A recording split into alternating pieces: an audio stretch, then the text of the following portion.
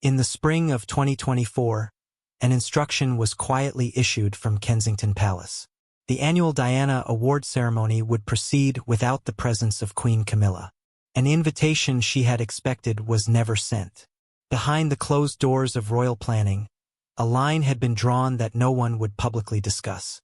What had Camilla done to deserve this public separation from her stepson? And why did William choose this moment to act? The answer had been building for years. Did anyone inside the palace try to stop him? The morning of March 4, 2024, began like any other at Clarence House. Queen Camilla's private office was already moving through the day's schedule. Spring commitments were being reviewed, invitations sorted, dates blocked out in ink. Among the items being discussed was the July ceremony for the Diana Award. A slot had been informally reserved. Camilla had attended twice before. Each time she sat in the back, discreet, unannounced, present but not central. Palace communications had quietly encouraged these appearances. They framed them as gestures of unity. A stepmother attending an event named for her husband's first wife.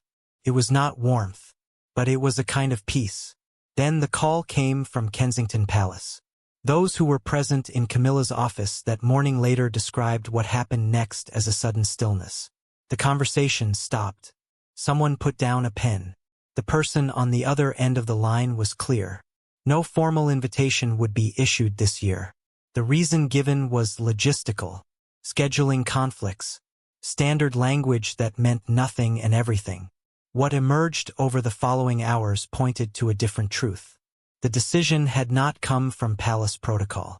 It had come from one person, the Prince of Wales. Camilla's reaction was never recorded in any official sense. But people close to her at the time would later describe a long silence. Not anger, not surprise, something quieter. She set down the document she had been holding. She did not ask for an explanation. She did not need one. Did Camilla ever truly believe she had earned William's acceptance? Or had she always known this moment would come? The pattern, visible only in hindsight, had been building for years. Every gesture toward unity had been met with a closed door. Every appearance had required permission. And now, without a public statement, without a scene, without any drama at all, the door had simply stopped opening. What William had been holding back for years finally had a target. And it was not just about an awards ceremony. The year was 2017. Camilla's public profile had finally stabilized. The awkward headlines had faded. The comparisons to Diana had become less frequent. And the Diana Award, now in its 18th year, had become something entirely shaped by one person's vision. Prince William had designed the awards as a living memorial. Not a statue, not a plaque, something that moved. Something that acted. Every detail carried his signature. The guest list, the nomination process, the venues chosen, the language used in the invitations. Nothing happened without his approval. For Camilla to appear at the ceremony, even as a guest seated in the back, required his permission each time. There was no standing invitation, no automatic inclusion. Each year, a quiet request would travel from Clarence House to Kensington Palace. And each year, the answer came back slowly. Those present at the 2019 ceremony later described a moment that was almost never noticed. A photograph was taken but never released. Camilla standing 3 rows behind William, her hands clasped in front of her.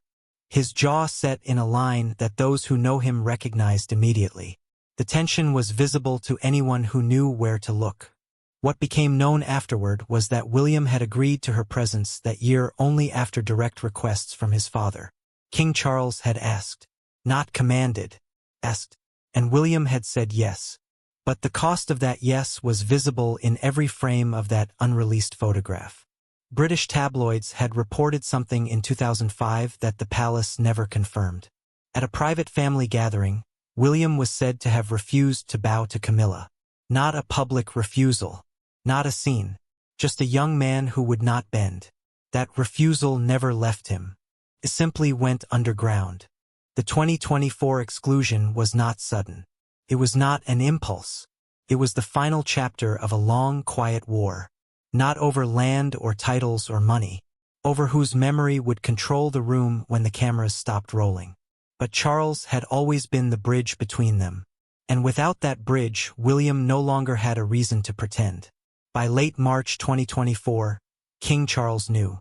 His cancer treatment had reduced his public appearances. The schedule was lighter, the engagements fewer, but palace insiders confirm he was still briefed on every significant decision, including the invitation list for the Diana Award. What Charles reportedly said in response has never been officially confirmed.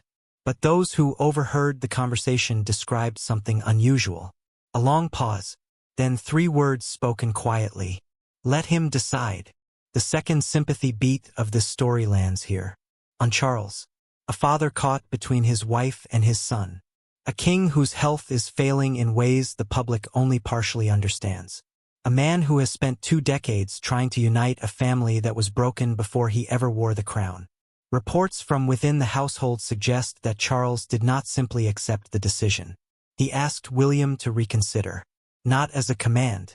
He could have given one. He was the king. But he did not. He asked, as a father, as a request between 2 people who share a last name and a complicated history. William's answer, according to those present, was a single sentence. Mum's name is on the award, not hers. The room reportedly went quiet after that. Nothing else was said about the invitation list. The conversation moved to other matters. But the decision was sealed. To make sure you do not miss the rest of the story, subscribe, because what happened next inside Clarence House has never been fully told. There is a detail from 2022 that has never been widely reported. Camilla had privately donated to a charity supported by the Diana Award. A quiet gesture. No press release. No photograph. Just a donation. The money was returned. Not by the charity. By William's office. The pattern is unmistakable. Every gesture toward unity has been met with a closed door. Every quiet attempt at connection has been refused. And this time, Charles chose not to open the door himself. He let his son keep it shut. What the public saw was a scheduling decision. What the palace knew was a verdict. The date was April 2, 2024. Camilla requested a private meeting with William. No staff. No notes. No palace aides hovering in the hallway. The location was a small sitting room at Windsor Castle. A neutral space, chosen deliberately. Neither household could claim ownership of the ground beneath their feet. What was said inside that room has been pieced together from 3 separate sources close to both households. The accounts match in their essential details. Not word for word, but close enough to understand what happened. Camilla began by acknowledging the obvious. She did not pretend ignorance. She did not ask why the invitation had been withheld. She understood why he felt the way he did. Those were her words, according to witnesses who later heard about the meeting. She did not ask him to change his mind about the awards. That door, she seemed to know, was already locked. Instead, she asked him one question. A question that cut through every protocol, every title, every public performance of royal unity. Will there ever be a day when you do not see her when you look at me? William did not answer immediately.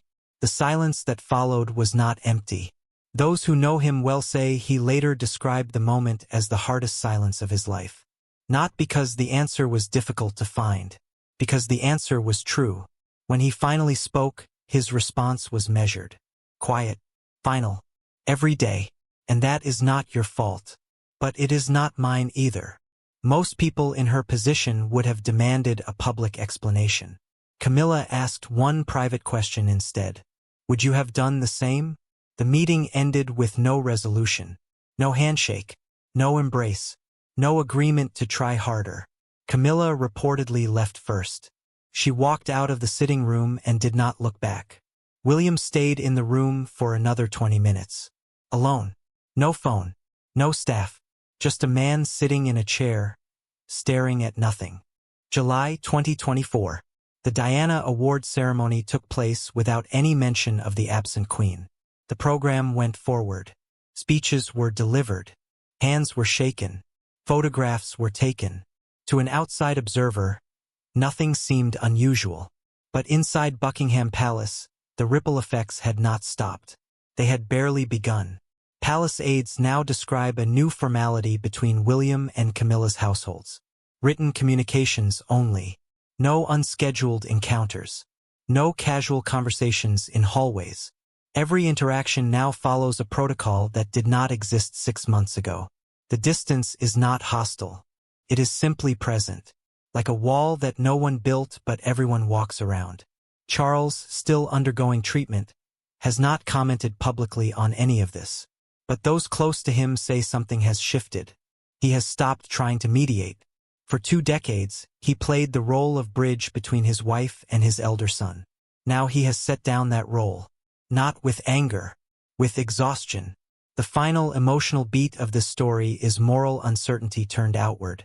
Was William right to protect his mother's legacy so fiercely?